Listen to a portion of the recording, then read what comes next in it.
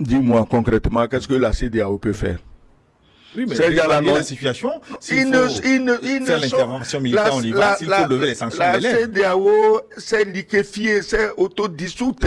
Depuis que les deux ou trois pays se sont fait les laquais de Macron, il n'y a plus de CEDEAO. Il n'y a plus de CEDEAO. Vous ne pouvez pas dire que vous êtes... CEDEAO alors que les sanctions sont encore pendantes. Mais la preuve, ces sanctions, on les cherche à part fermer les frontières pour affamer les Nigériens. Où sont les sanctions? Ces pays de la CEDEAO, tous ont des difficultés. Ils survivent difficilement. Tu as vu ce qui se passe actuellement au Ghana avec les inondations?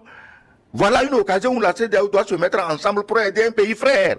Tu entends des populations se plaindre dans certains pays que je ne veux pas citer de la cherté de la vie. Voilà des problèmes sur lesquels la CEDEAO devait se pencher si elle était là pour s'occuper des populations de son ensemble. Mais non! Il faut faire plaisir à Paris. Il faut faire plaisir à Paris, quitte à tuer toutes nos populations. C'est quoi la CEDEAO? Je vous ai dit ici qu'il y a 2 ou 3 pays qui se réclament de l'AOF, qui sont prêts même à envoyer des tirailleurs en Ukraine. Mais c'est pas la CEDEAO. Le Togo fait partie de la CEDEAO. Le Ghana, le pauvre Akufo-Addo, auquel Macron donnait des ordres comme à un caporal. Mais il s'est calmé. Le vieux Tinubu, il semble qu'il y a longtemps, on le cherche même au téléphone, on ne le trouve pas. Alors la CEDEAO, c'est qui?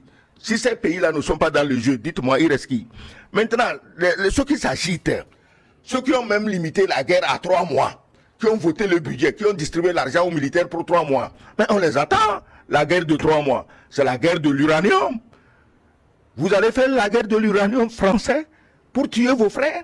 Mais quand nous parlons tous les jours, j'espère que les militaires même écoutent les radios et les télévisions, qu'on veut les utiliser comme des mercenaires. Même la mafia, ce qu'ils font est plus horrible que ce que la mafia fait. Mais quand tu es un militaire, tu as un uniforme au nom d'un pays, tu dois être fier de ton uniforme.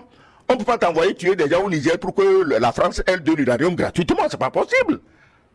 C'est pas possible. Donc la CEDEAO oublie ça.